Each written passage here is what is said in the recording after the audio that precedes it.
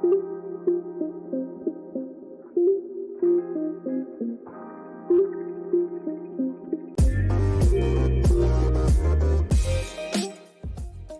to all the Rugby League diehards and welcome to another episode of 6 to Go.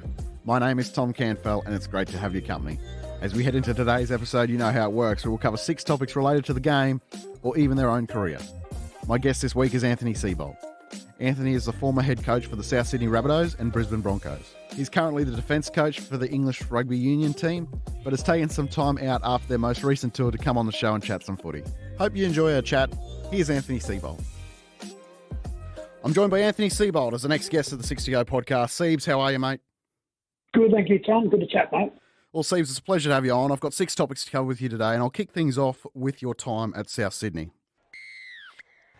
2017, they finished 12th. You take over in 2018. The only gains in that team were Dane Gagai and Mark Nichols. Now, as a Queenslander, I love Dane Gagai as much as the next person.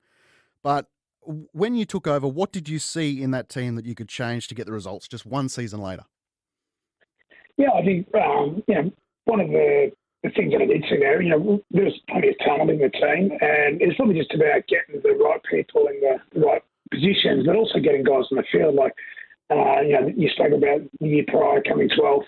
Greg Inglis did his ACL very first game of the season against the West Tigers.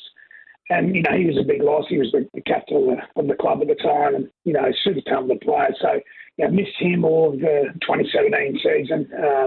Cody Walker played fullback most of the year, and I just thought his best position was playing as a left half, in the number 6 jersey. And the other change I suppose we made was, we gave Damien Cook an opportunity. Cookie had played fullback, but had predominantly come off the bench as a hooker in 2017. And even at times he was 18th man. But I just saw how committed he was to getting better and how we wanted to play, mate, just putting Cody in the 6,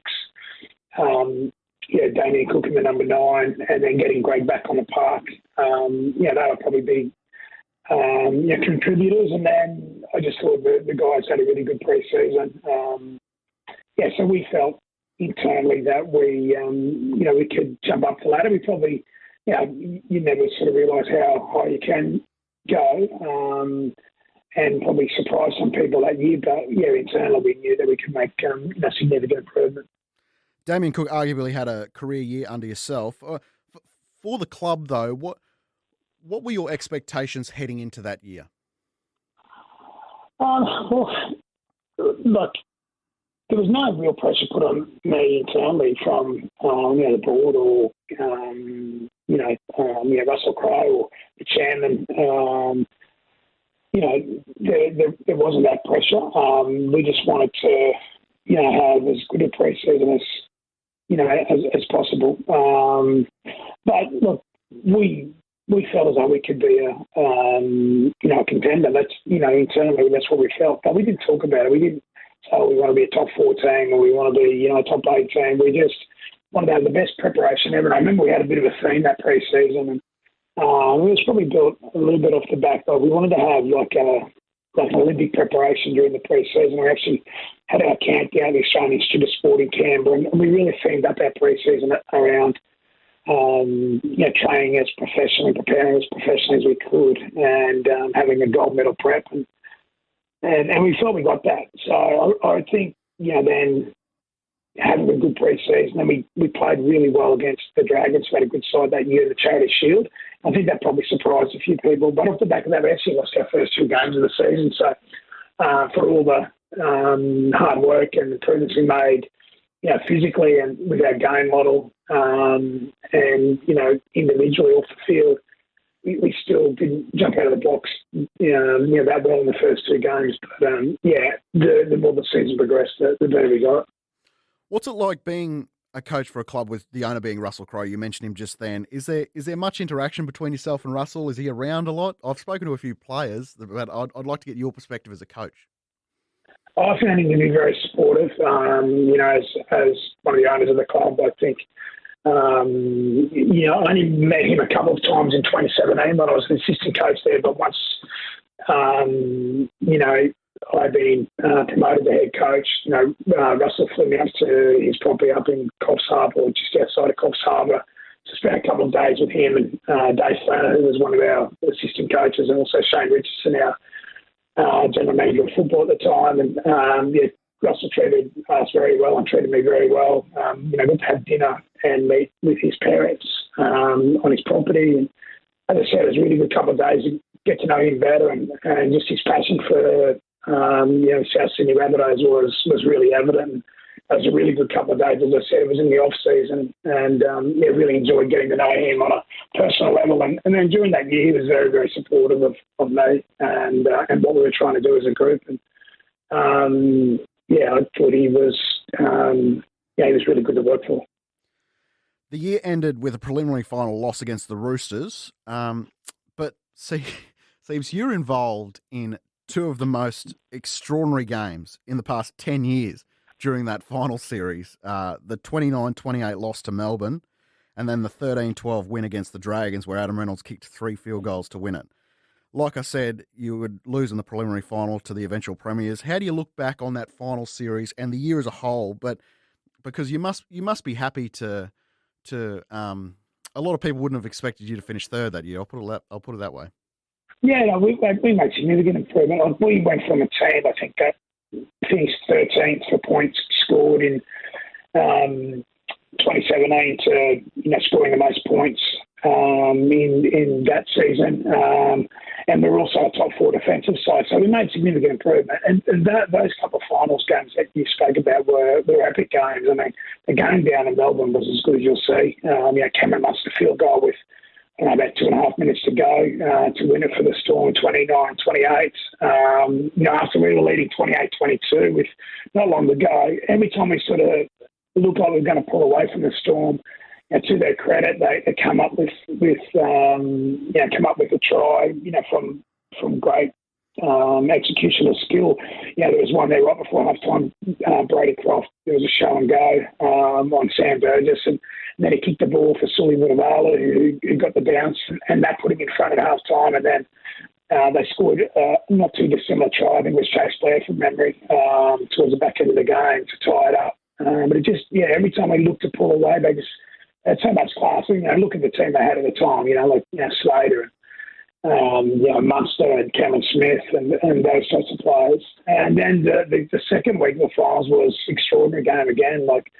Renault kicked 3 field goals the back end of the game to get us a result. It was a really tough game, that one. The Dragons had a really good side that year.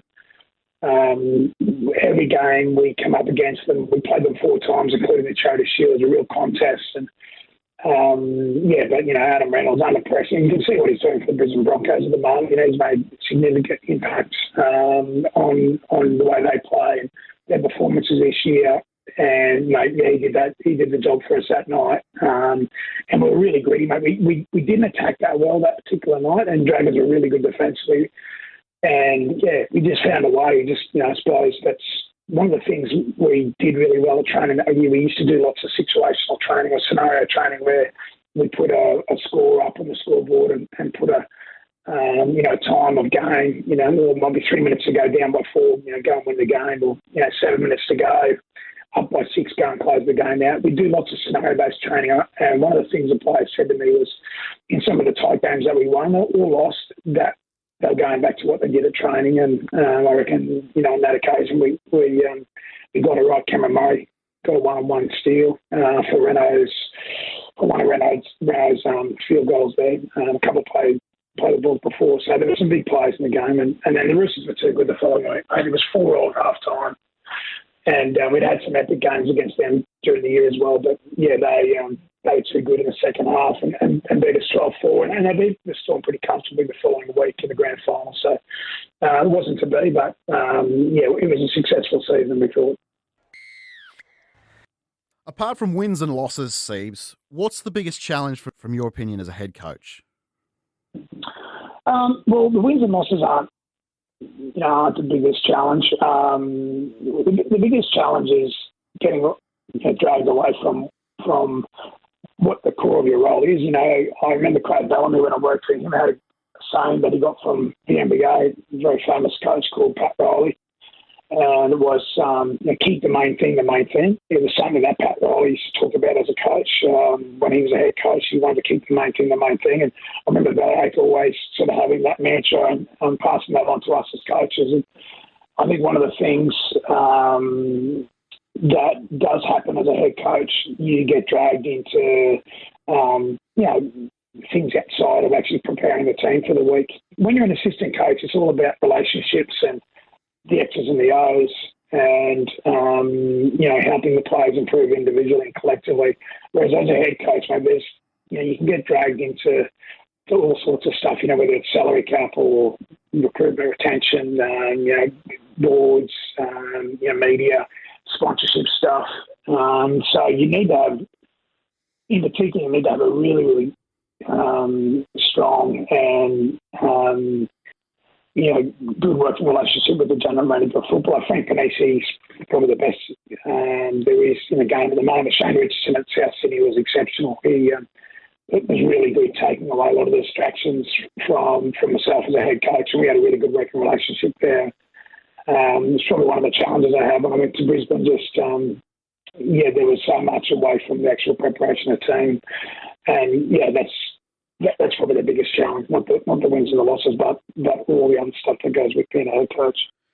There's cliches that players and coaches throw out there, such as "I don't read the papers," but whether it's good or bad, as a head coach, how significant is pressure created on yourself by the media cycle? And by media cycle, I mean everything from just journos to former players. Of course. I mean, it's hard not to see it, because what I found in my experience in any case is that, the people who care about you, whether, they're part of the club or family, friends, people you work with, they'll often send you messages of support or sometimes they'd send you different articles or whatever. And, so it is hard to get away from whatever narratives created at the time in the media. At the time, it's there's one or two ways. You either get distracted with it or you just try and focus on what you can control. So, I mean, I think at times I handle it well, at times I didn't. But I think, you'd see what some of the dialogue in recent times about, coaches or, should they be sacked, should they be kept on, et cetera, et cetera. Pretty much what it does. We've got a probably 24-hour media cycle now in Australia with the NRL and AFL and, those two sports in particular. So they're always looking for content. So there's always going to be content created and narratives created, agendas driven and so on. So the way you've got to think about it, mate, is essentially, media are trying to get clicks, right? Because that's the reality. The creation of headlines or creation of stories and the drama that goes along with NRL in Australia or AFL in Australia, that's just part of the narrative. And, some of it's not fair, some of it probably is fair, but, it's the nature of being a head coach. That's the big difference. Some of the young assistant coaches who are getting opportunities as head coaches in the NRL now, that'll be the biggest difference that they find.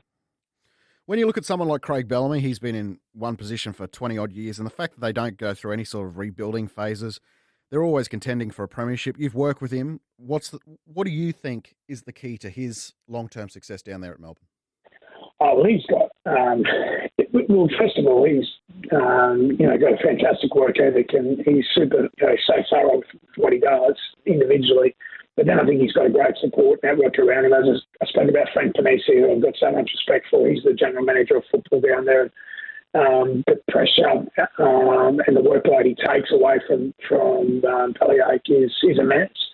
And, I think the people in the place were standouts, for me. So, from the other coaches to the people in welfare, people in the front office. It was just a place that had the right people in the right positions there.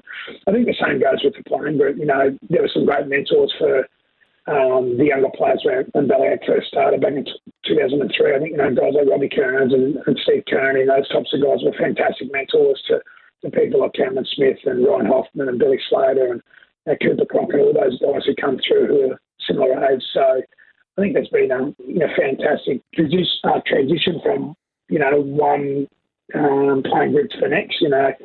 I think that's clearly there to be seen. Like Ryan Pappenhausen's come in now. He's not Billy Slater, and probably no one's ever going to be as good as Billy. But Pappenhausen comes in, or Jerome Hughes comes in for Cooper Cronk, or Cameron Munster comes in for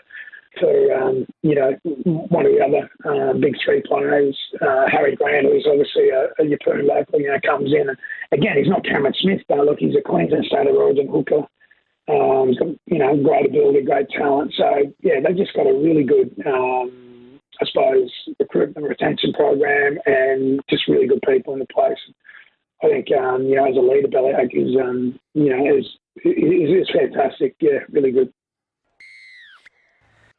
I'd like to talk about one player in particular that you've coached. You copped some criticism at the time for making Pat Carrigan captain after only a game or two of first grade. Fast forward, and he's probably the next Queensland captain and one of the most elite middles in the game. Can you talk to me about Pat and how you've seen his development in his still young career? I just thought at the time, we'd given 12 guys their debut that season in 2019, and we made the finals, which in a lot of ways was a pretty good effort, but we got blown away in a really poor defeat against Parramatta. And I just thought, we needed some change. We needed to probably regenerate the leadership group there and give some responsibility or ownership to the younger players. Pat Carrigan was a sort of standout leader to me. For a young guy who's 21 at the time, he had been a school captain. He was a physiotherapy student, so he was a smart young guy, carried himself really well, exceptional trainer. And I just thought, this is the type of character that we want to build the club around. And, I'd say that about Tom Dearden as well. A lot of the decisions we made on young players, they're starting to prove, and they've proven why we put so much faith in those younger players to start with. The shame of it all is that, Tommy Dearden's not playing for the Broncos anymore. He's at the Cowboys. Xavier Coates, he's not there anymore. He's at Melbourne Storm in some ways. But Xavier, we gave him his debut at 18. We gave Tommy Dearden his debut at 18. And Paddy, as I said, was a captain before his time. Yeah, probably was, but we needed to try and make some inroads there from a cultural perspective and try and, hand over the team to that younger playing group because, we didn't want to be stifled. And, there's been plenty go on there. Because the club produces so many good young players, we're never going to be able to keep them all. There's a lot of criticism at the time for not keeping Sam Walker, but, really early in the piece it was indicated to us that Sam was going to go to the Roosters. And, Tom Dearden was already, in that sort of young halfbacks position.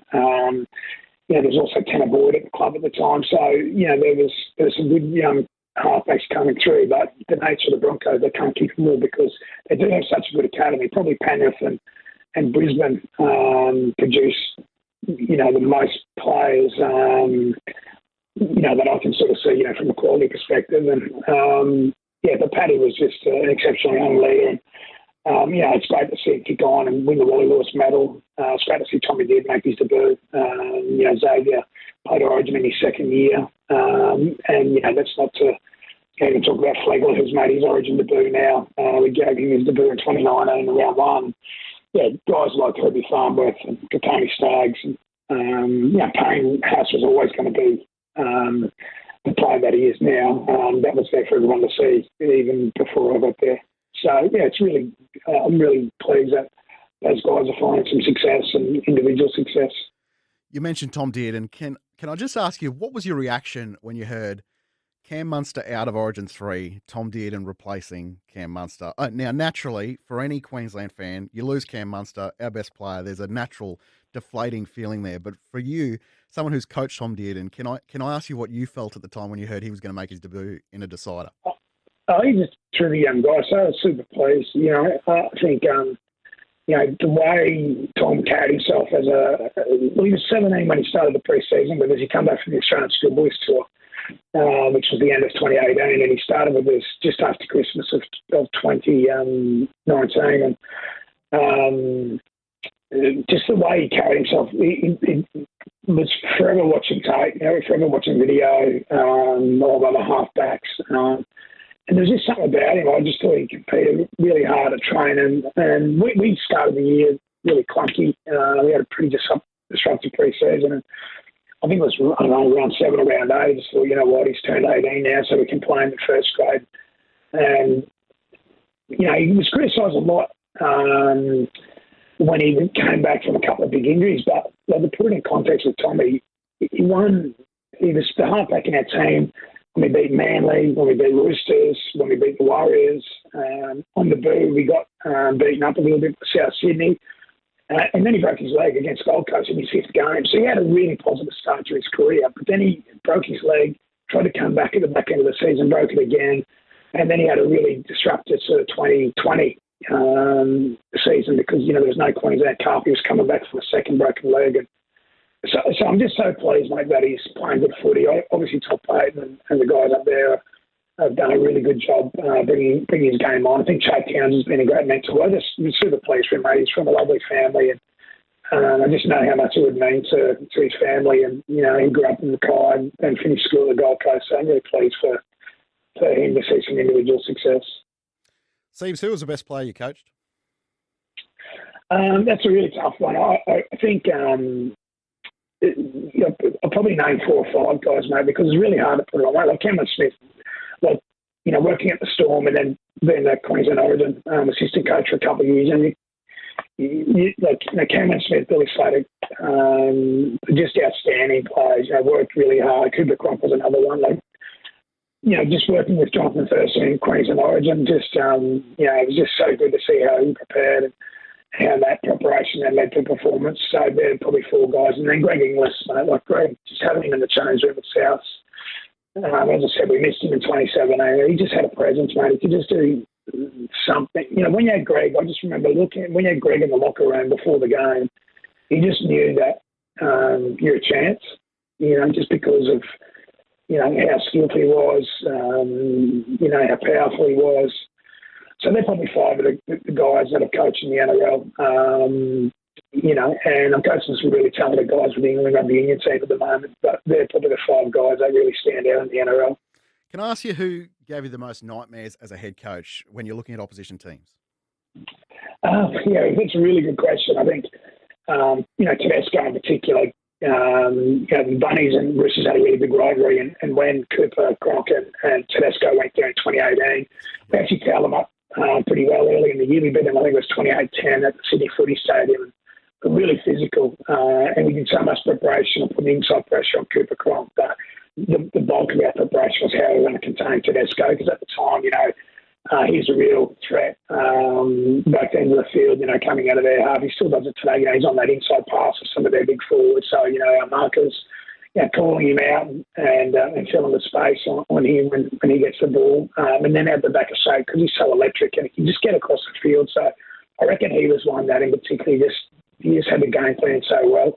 Tommy Trbojevic was another one, you know, for similar reasons. You know, just, you know, if they had time and space, they could just do so much damage. And then, you know, the other one that was hard, like the year in 2018, we had 2 really big games against the Storm. We won one and they won one, and you know, even you know, I suppose, you know, coming up against you know, a guy like Billy Slater or Cameron Smith is what they're so good tactically, Tom.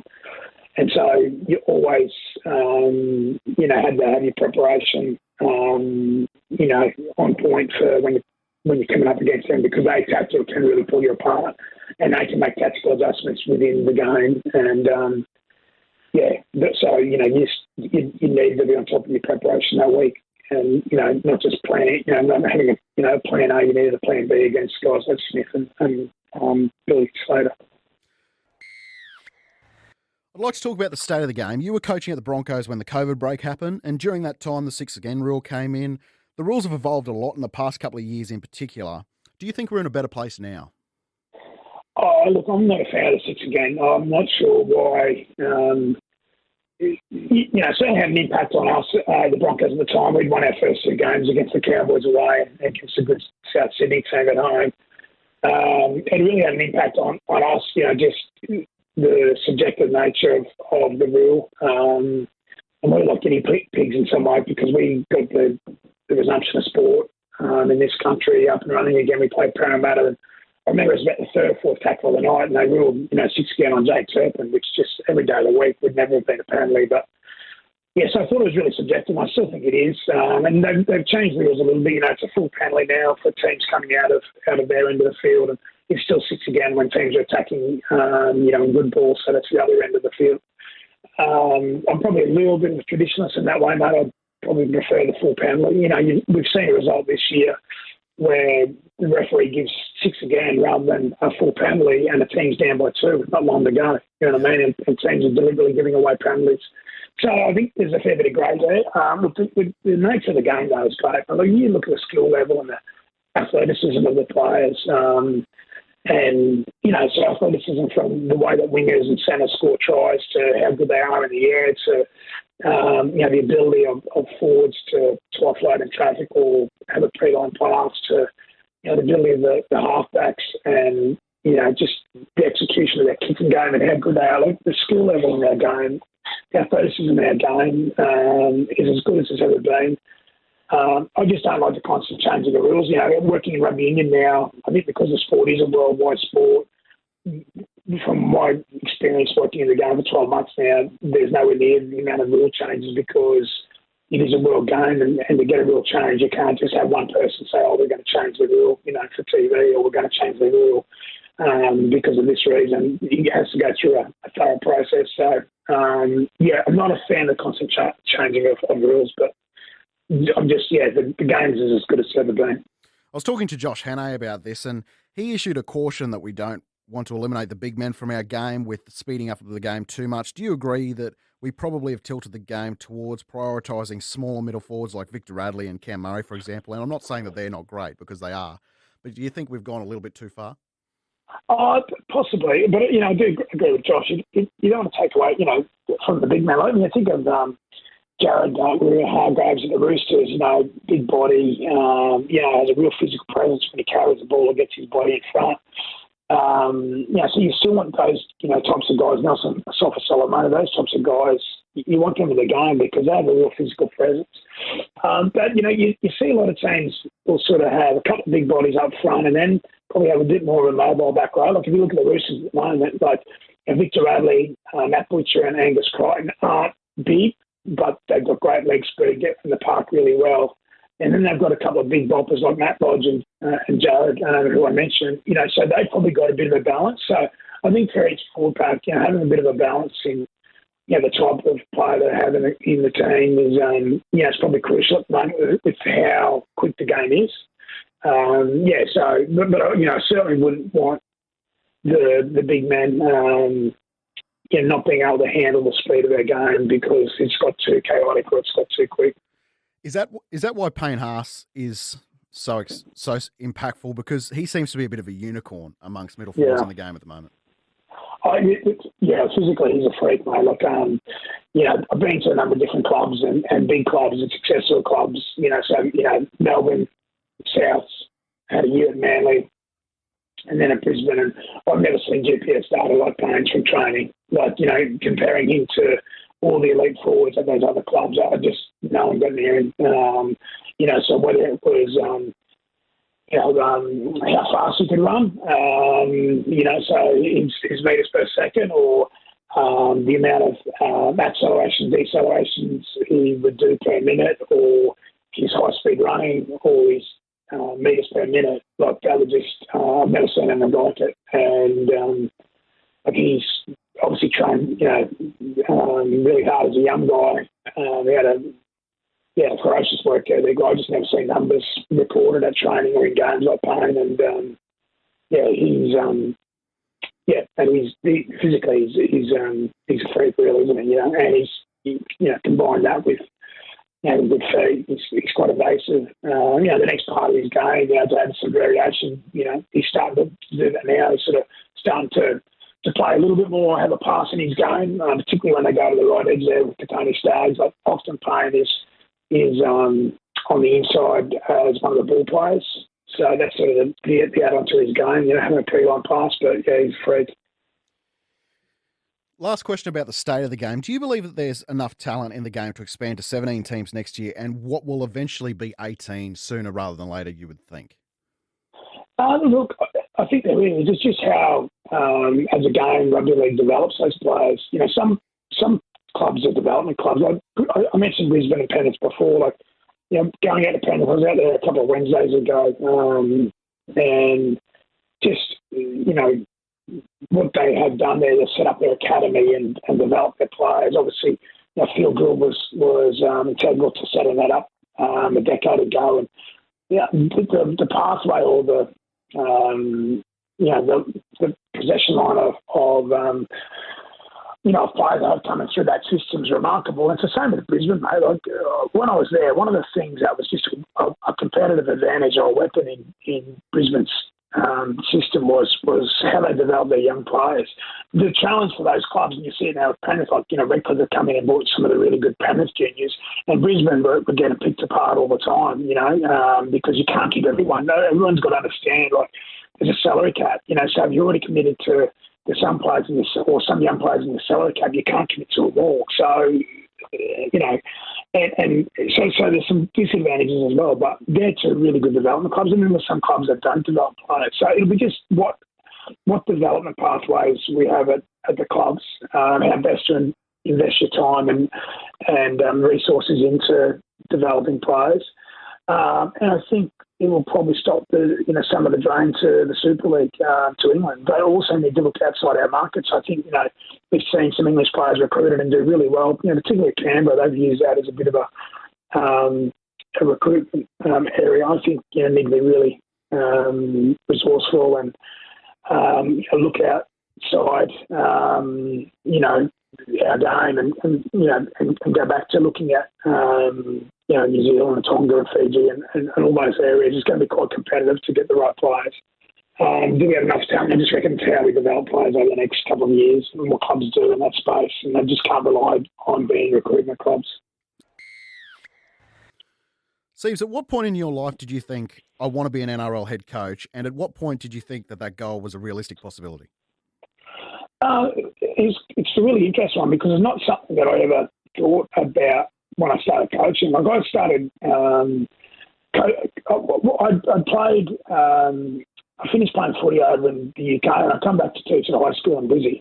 And the Broncos asked me would I play and captain their Clydesdale team in the Queensland Cup. So that was 2005. And I was doing a little bit of coaching with the younger guys in our squad that year. And I was coaching at school.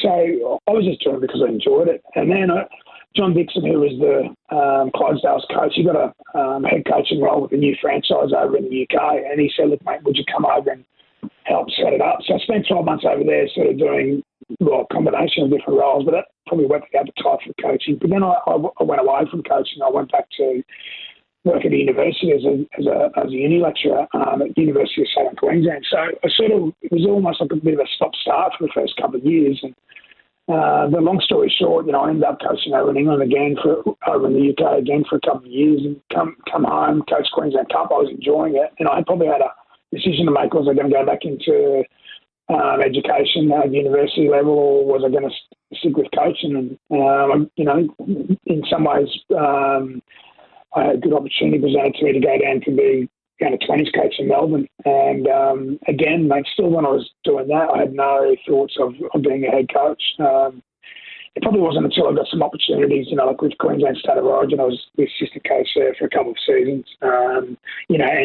you're working at that level there with the very elite players and, you get some confidence out of, having worked with Craig Bellamy and having worked with, the other staff and, the sort of really elite players at Melbourne. And then I went to a different system to learn, how Manly had success and, working with guys like Brett Stewart and Jamie Lyon there.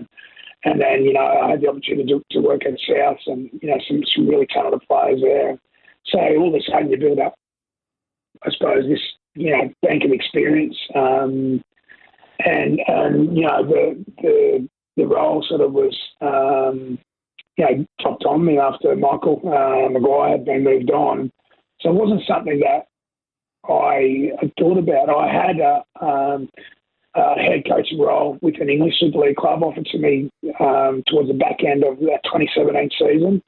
And I thought about taking that, and that's probably when I thought, you know what, there might be some opportunity to be a head coach overseas or here. And then, I suppose it was just something that then, got an opportunity and did well in that first year.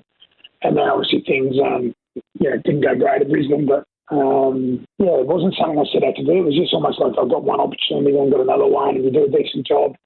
And you get promoted to a different type of role and so on. It was almost just a bit of a pathway. But I've been working as a coach for 12 years before, as my full-time job for 12 years before I got the head coaching role at South. So it wasn't an overnight thing when I got that. It was 12 years of working at all different levels, both in the UK and here in Australia. Just from a coaching perspective, who's had the biggest influence on you over your career? Well, there's probably a couple of people. Like John Dixon, who I mentioned before, he was at the Brisbane Broncos for 10 years. He had a really big influence on me when I went back there to play for that Clydesdale side. I was a school teacher at the time, and John just had a great way with the young players. Like in that team that year, there was guys like Derek Barnes and Nick Kenny, Sam Friday, Tommy Leroy Lars, Neville Costigan, Stephen Michaels, Greg Eastwood. Like, there was all these brilliant young players. I just thought he was so good for them, just the way he coached and taught them and developed them individually, in particular, their skill level and their education. So he had a big influence on me. Then I worked with him over in the UK for a few years. He's just a really good man. I think Frank Panisi had an enormous influence on me when I was at the Storm. He just, I don't know whether mentor is the right word, but I just thought he had such wisdom, and he's someone I still keep in touch with. Craig Bellamy was brilliant, and I got to say, Craig Bellamy, working with him for a few years was like doing an apprenticeship with a master builder. That's the way I looked at it. So those couple of guys in particular. And I think the other thing that influenced me was just probably my teaching background. In a lot of ways, teaching's coaching, so there's a lot of transferable skills. But it's probably a number of different people rather than one individual. And over different periods of time, there's different influences that you have that sort of shape your philosophy and so on. But I've been lucky to be exposed to some really good people, really good coaches. Can I ask, when you won Dally M Coach of the Year, who was your first phone call or text from? I can't remember, to be fair.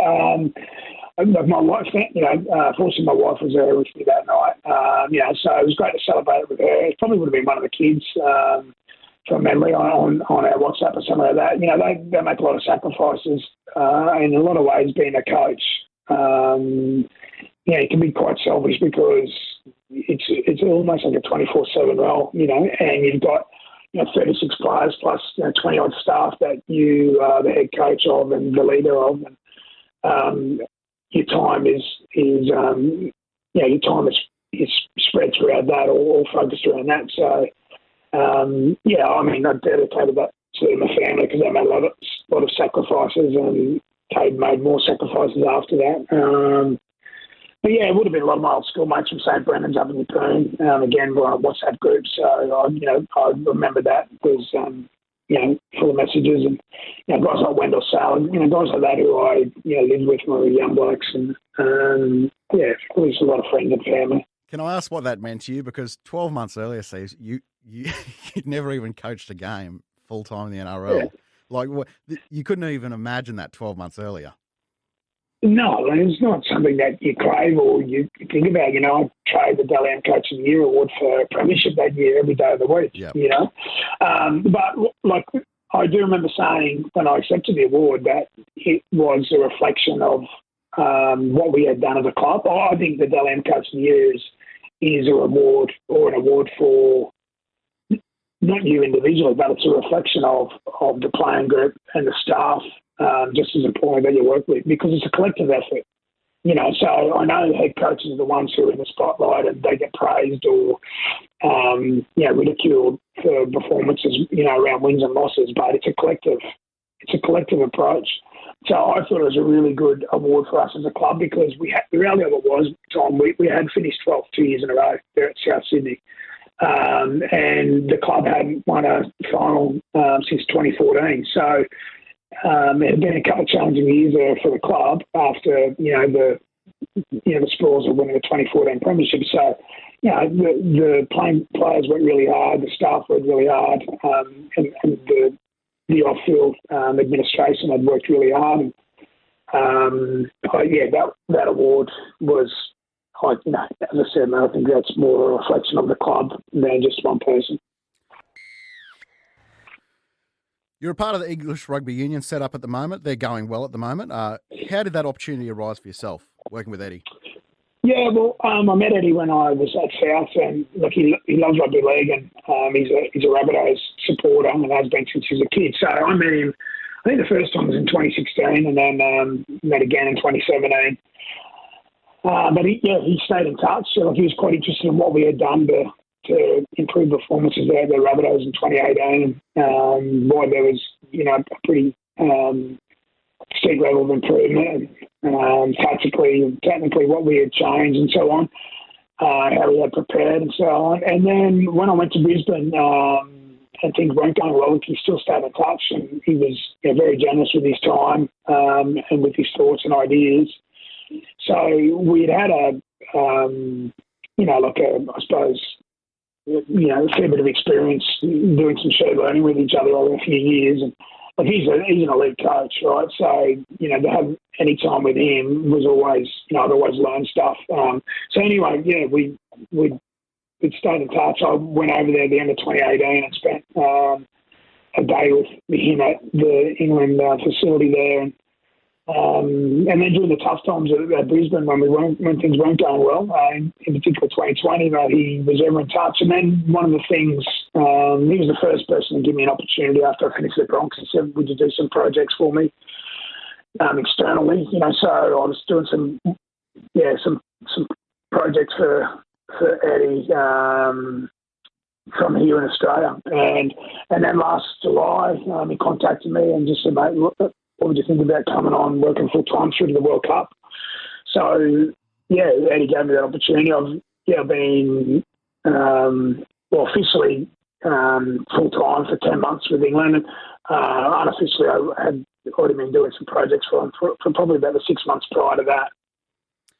And we've had 11 Test matches. We've won 7 from our 11 Test matches since I've been involved. We had a really enjoyable tour to Australia where we won 2-1 the series against the Wallabies, and it's the only second time in English Rugby Union history that they've won a tour out here. So it was a significant result for the group. And at the moment, all going well. I'll get an opportunity to finish my time with England at the World Cup, which is next September, October. So Eddie's been good to me. It's a really enjoyable program to work in. Working with the elite players in the game over there, and England do have a lot of talent. It's a big rugby nation. Like every game they play, it becomes 82,000 sellout. It's pretty special. Even though you're involved in rugby union now, could you see yourself ever coming back to rugby league? Oh yeah, definitely. Yeah, definitely. So I still stay involved with the game. I do what's called the game plan, and then all the previews on the NRL website each week, NRL.com. So I watch a lot of footy in preparation for that role, which I film each week, and then I do SEN radio with Matty White on Wednesday mornings. I have the game plan on that, so we talk tactically and from a coach's perspective each and every week. So again, I watch a lot of footy for that, and then I'm commentating one game a week on SEN radio whilst I'm back here in Australia, which has been really good. I really enjoyed that. But what it does, it keeps you abreast of what's going on in the game, and so man, I do see myself going back to rugby league, but this opportunity is just too good of a coaching experience and coaching opportunity to pass up. Working at one of the biggest nations in world rugby, and working as a assistant coach for Eddie Jones, who's rightly so widely considered one of, if not the best rugby coach in the world, and all the opportunities that you get from that. So it's been it's been really enjoyable. Steves, can I ask you? You've had a pretty crazy 5 years. You've experienced some very high highs and some pretty low lows. Yeah. Was there ever a moment you fell out of love with the game?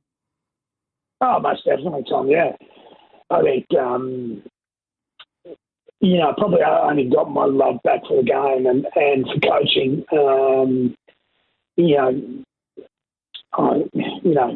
Probably 6 months ago. I was doing a little bit for the Knights last year. My role was coaching mentor. So, I was sort of just there as, someone, a bit of a sounding board for Adam, but more so mentoring the assistant coaches and helping them with, how they, present in front of the playing group and, their drill design and, how they facilitate the training sessions and just being a bit of a mentor to those guys. I was doing that 2 days a week, and I reckon that started to reinvigorate it in some ways, because it wasn't all in, if that makes sense. I was just driving from Sydney 2 days a week, spending a bit of time with the coaches, and it was purely about trying to help the coaches develop. And then Adam asked me to come up to Twin Waters when the competition all got moved to Queensland. So I actually spent the last, I don't know how many weeks, 8 weeks or 10 weeks or whatever it was, actually being hands-on again on the field, which again, I think that sort of started to work the appetite. But yeah, I most definitely did.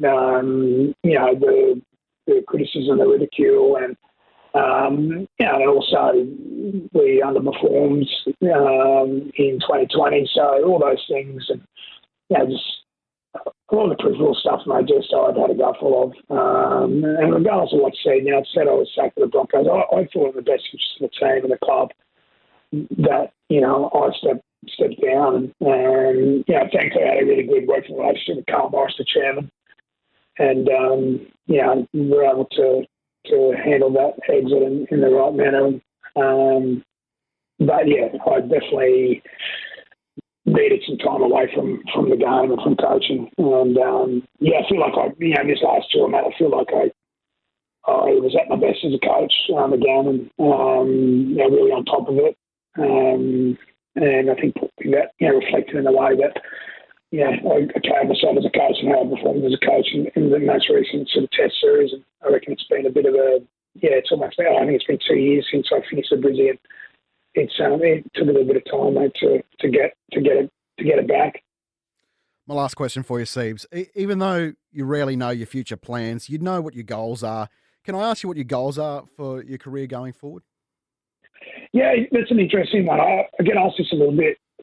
I reckon one of the things that mistakenly I've done at different times is always look ahead and not really stay in the moment and enjoy the moment. Like, I reckon that's one thing that I've done really well in my time at England. Like, just start focusing on the moment. Like, so that recent tour to Australia, it was super enjoyable. It was a bit surreal because you're playing against your home country, but just really enjoying the opportunity to coach England, be part of the coaching staff with England against an Australian team on a tour, to play at places like the SCG and at Suncorp and over in Perth, and just really stay in the present.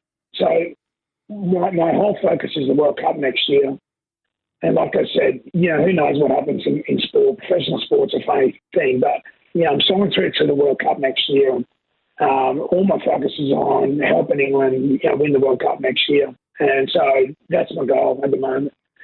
And I do a good job with that, mate. And I enjoy, the coaching, if I enjoy and really invest time in enjoying the experience, and then whatever happens after that will happen. But I've got fallen the trap before of looking too far ahead. You don't enjoy the moment.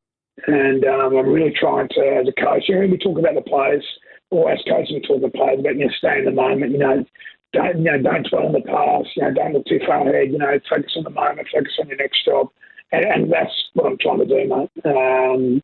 And as I said, mate, there'll be opportunities post World Cup in both sports, but I just really want to enjoy it, do as good a job as I can for the English guys, because I really love the environment they've got there.